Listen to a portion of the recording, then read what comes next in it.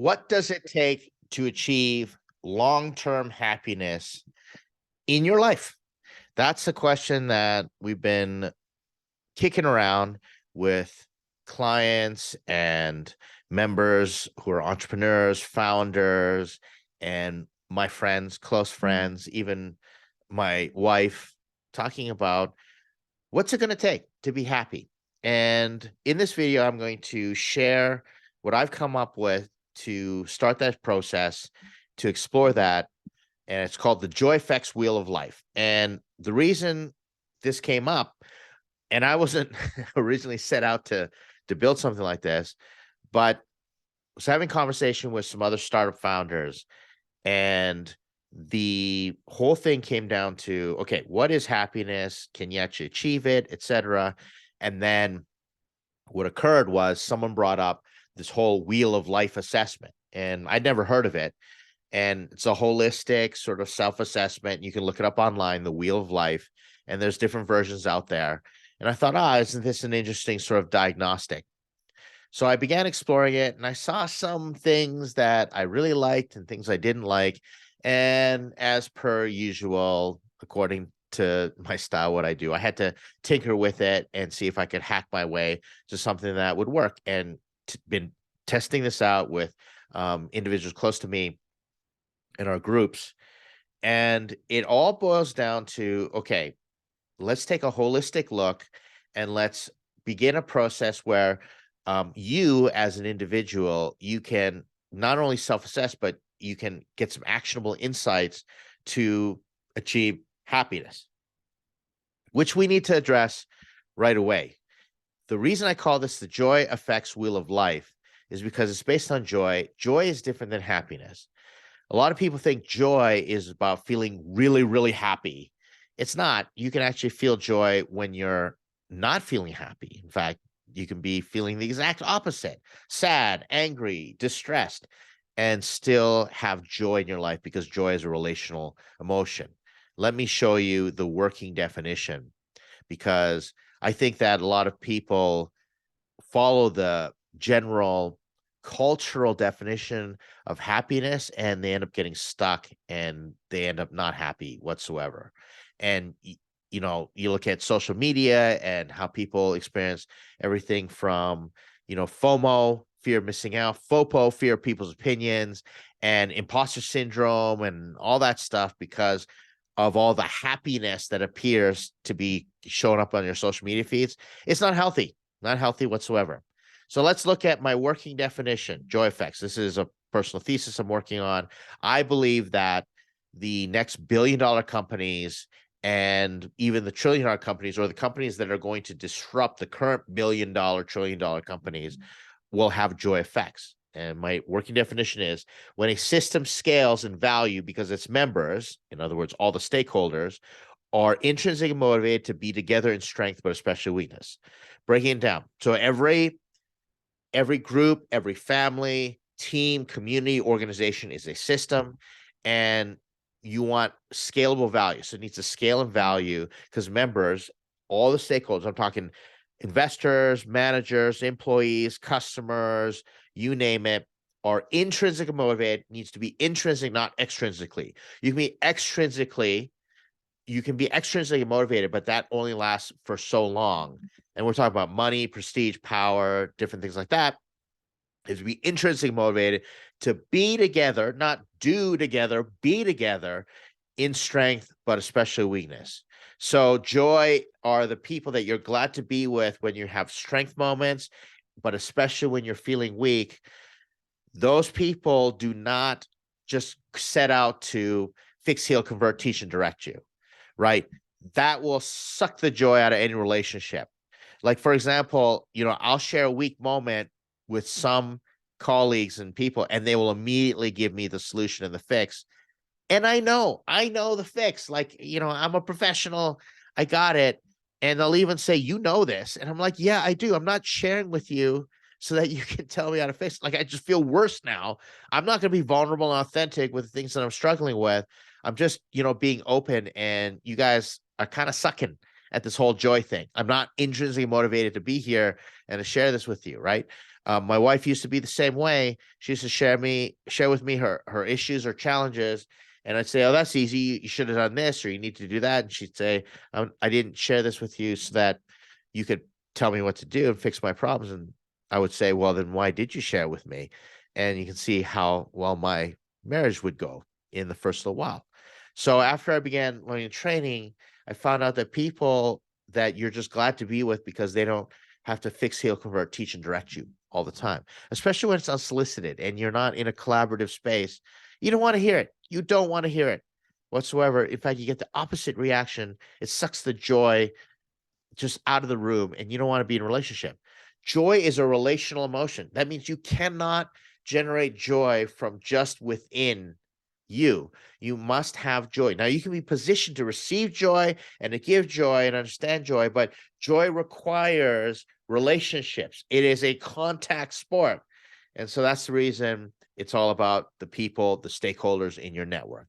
So that's my working definition of joy. And I'm sure you've got lots of examples. Think about the people that you want to be with to celebrate a win. You're just so excited to tell them. You won't believe what just happened. But then the people you're glad to be with, that you just cry on their shoulder, and they're there to hold space. They're intentional. They're mindful and incredibly compassionate, and they help you with your own level of self-compassion. Those are the people that we need.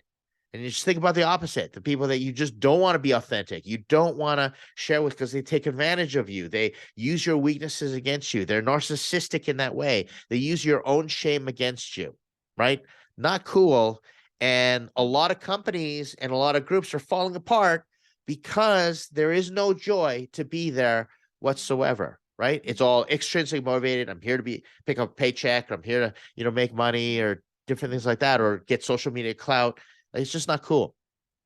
All right, so let's look at how this would work. So I'm going to break this down. So what happened was I looked at the current self-assessment, methodologies out there, the wheel of life.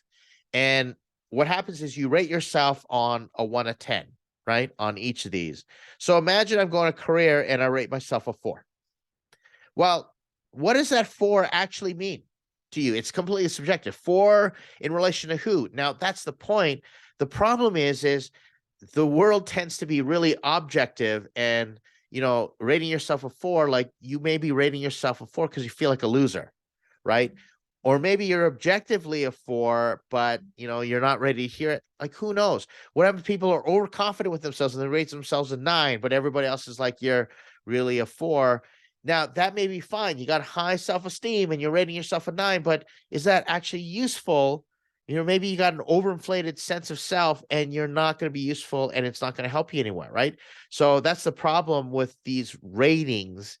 And to me, you get stuck. And I was talking with one of my profs the other day, and she was explaining to me the difference between SWOT and SOAR. Okay. So she said in business, they do a SWOT analysis when she's helping companies, and then she adds a SOAR analysis. And I thought, is this fascinating? Never heard of SOAR. SWOT, strengths, weaknesses, opportunities, threats. Great.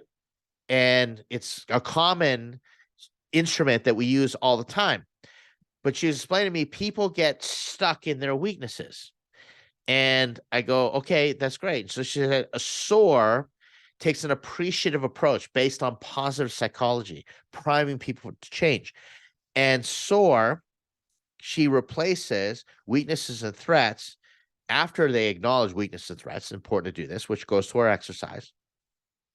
A stands for aspirations and R stands for results.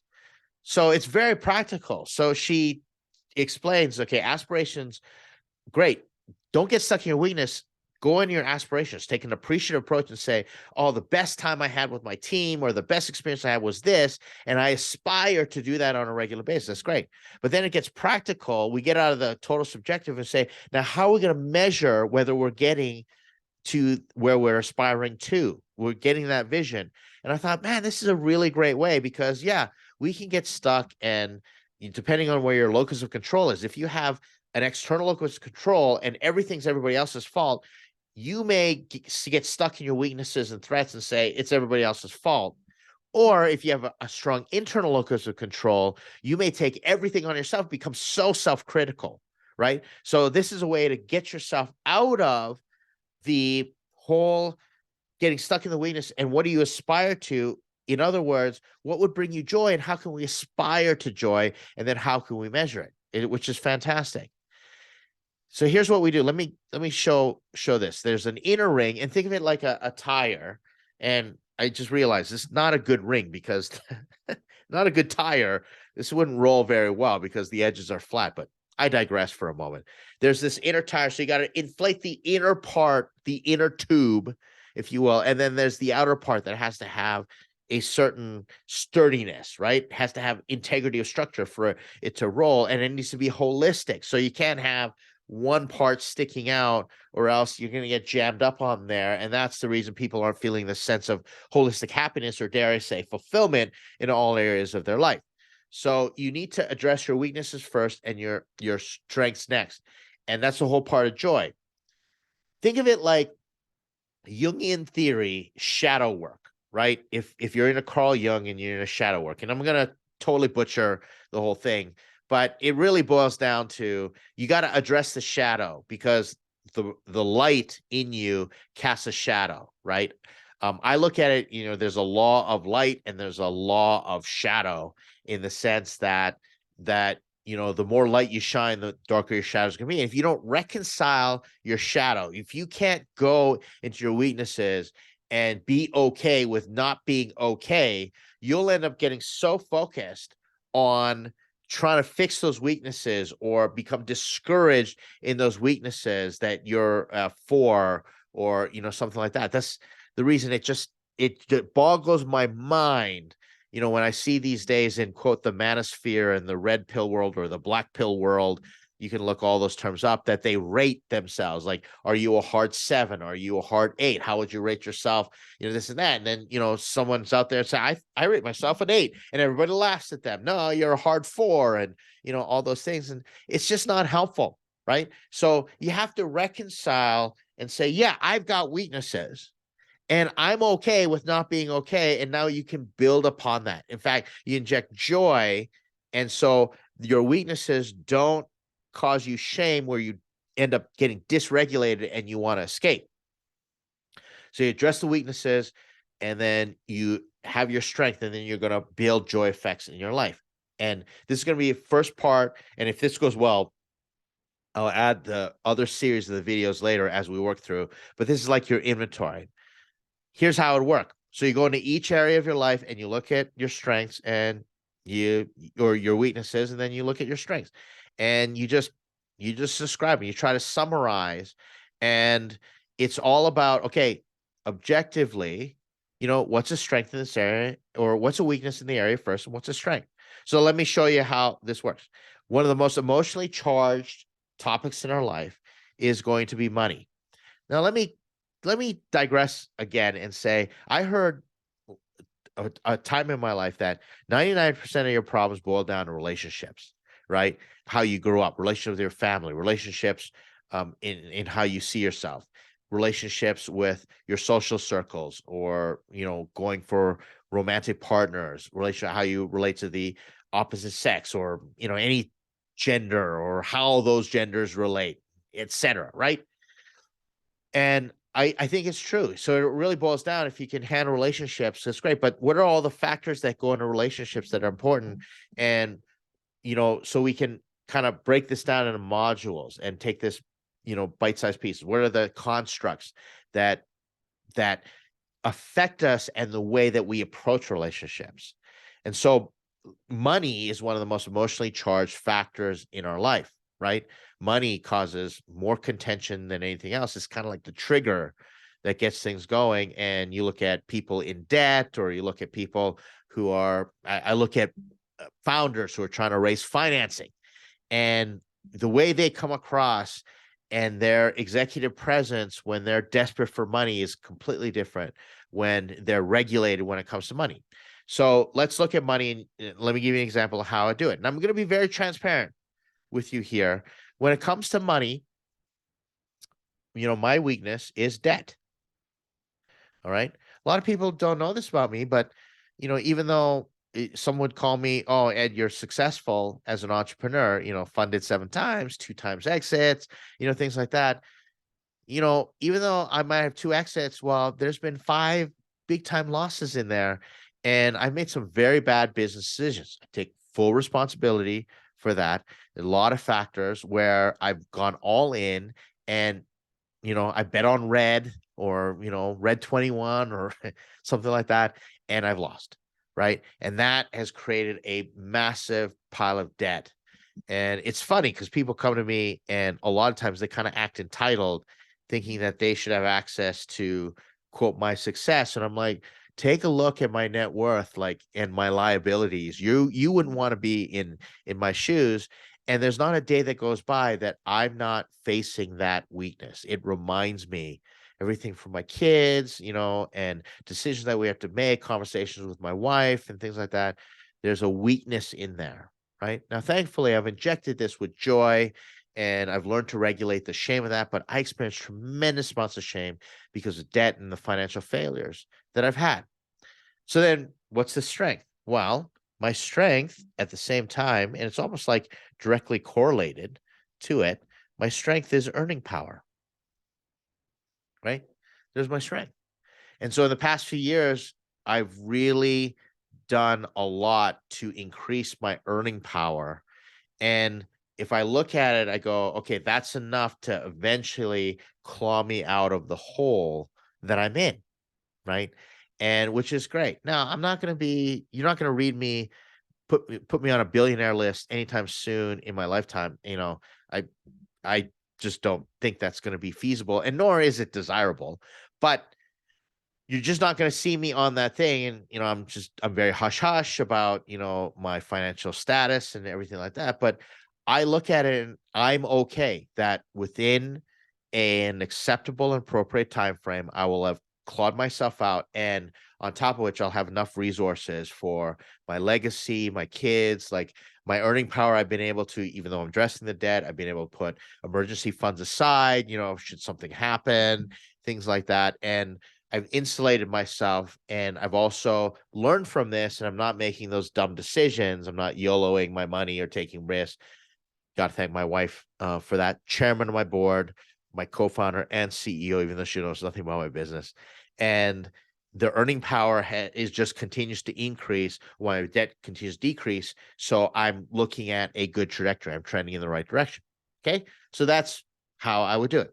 So let's take a look at some of these other ones. Okay. Let's look at, one weakness that I've got right now in terms of family are my teens. And let me use this to illustrate joy.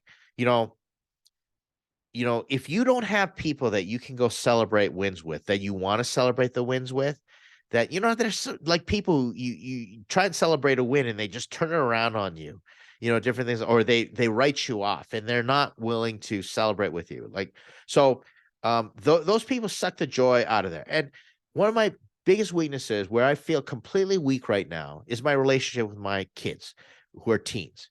And before, how it work is I'd be one of those dads, and I'm a stern father. I'm disciplined. I like to put regimen in there, but I would always like to be goofy with my kids, right?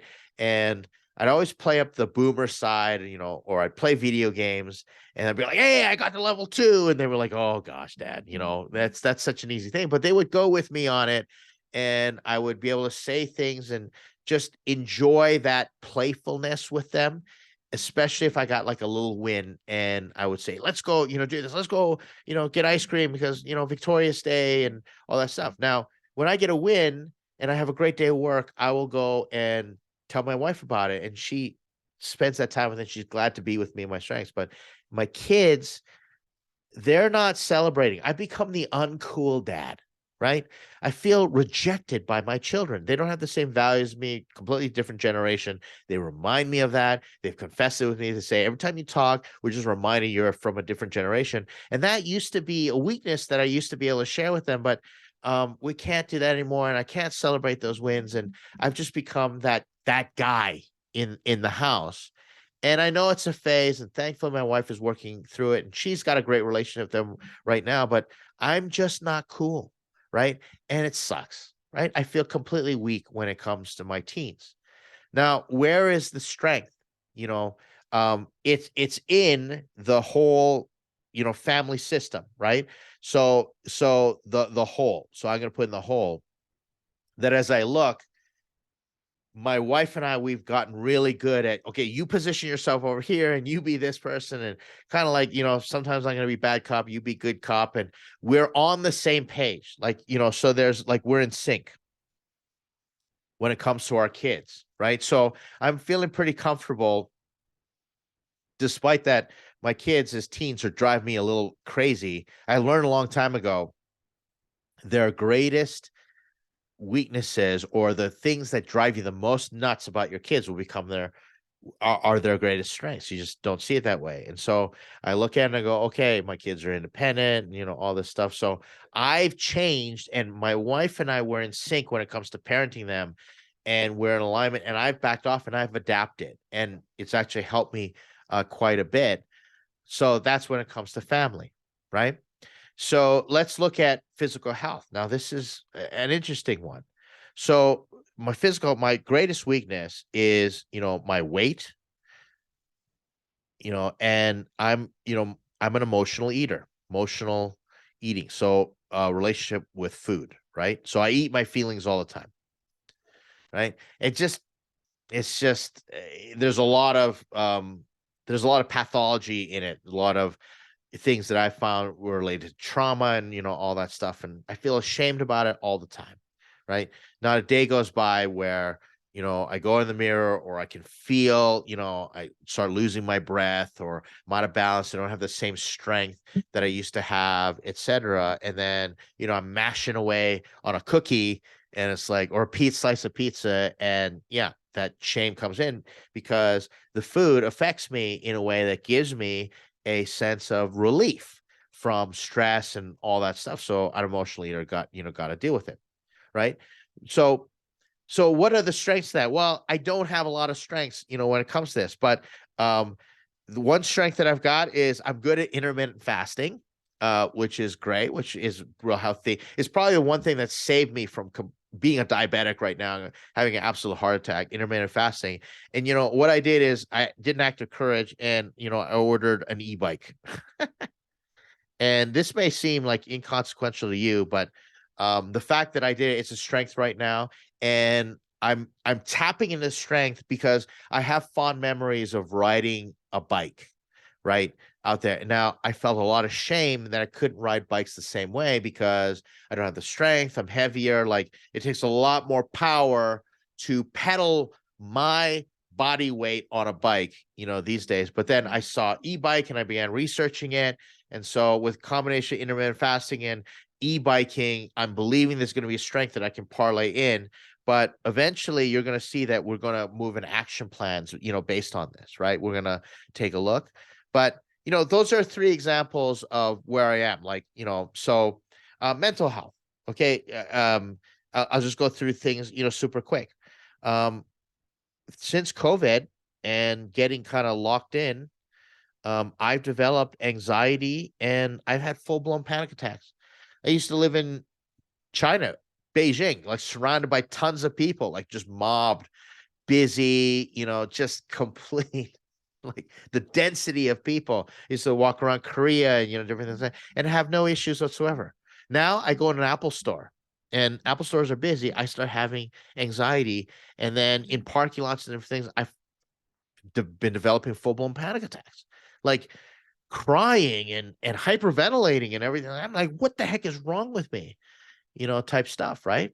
Now, what's my strength? Well, I've got training, my emotional intelligence, my skills, is my strength. And I can use that to understand, and I've been able to, work that through. And I'm putting in action plans to get help for me when it comes to, these sorts of things. So it's interesting. I'm exploring, because using my emotional intelligence and things like that, because I've done lots of training in that. And, if you knew me 10 years ago, you'd be like, Ed, you're a completely different person, right? So we can look through all that. Friends, I have no friends. Okay. I'm not good at friendships, but I've got one of my strengths. I got a men's group, right? Who are my friends. like fun, different things. I'm not going to bore you with everything, right? Purpose, spirituality, this is very complicated. Purpose and spirituality, very complicated for me. I have a very complicated relationship with institutional religion and my spirituality, all this stuff. Talked about my career, a little bit in terms of everything that's going on. All right. So you can see it's kind of, really wonky. You can write this down. It's just kind of representation. You don't have to put it into this. You can just put your headings and then, put like a little table. So from there, what you're going to do after this is you're going to share it with people who give you joy, and they're going to be trained, and you're going to agree that they're just going to hold space. They're not going to give you unsolicited advice and attempt to fix, heal, convert, teach, and direct you. In other words, they're not going to sap you of your joy. They're going to be glad to be with you. You're going to do this exercise. And that means you're going to have those relationships. And that might not be easy for everybody. Thankfully, I'm going to be doing this with my men's group. I'm going to be doing this with my wife and, all that stuff. I'm going to hopefully, do this with my kids. So, and then after, you're going to go through a sense making and a meaning making exercise, and you put some action plans that have to do with courage in there. So giving you the kind of future, but just doing this and filling it out and then saying to someone, asking permission, can I share with you my wheel of, the JoyFX wheel of life, right, with you? And I don't need any response. I just need you to sit and listen and empathize and things like that. And I'll do a next video on how to do that. But right now, for this step, take that inventory and then see what happens. I think that's a great way to start. And I've been doing it, and it's been really healthy for me. Like, just to be able to talk about it this way and be open on YouTube for the interwebs, right? It just, there's a lot of freedom in it. And I hope you experience freedom with this as well. All right. So there's my series on continuing to just provide, other stuff on, happiness and emotional intelligence, personal development, and all that good stuff. All the psychology of performance. Hope it's been helpful. If you have any questions or thoughts, leave the feedback. And as always, I appreciate everybody who's been encouraging. And I appreciate the people in my life that inspire me to build tools like this and do this. Keep hanging out. Thanks again. I'll see you in the next video.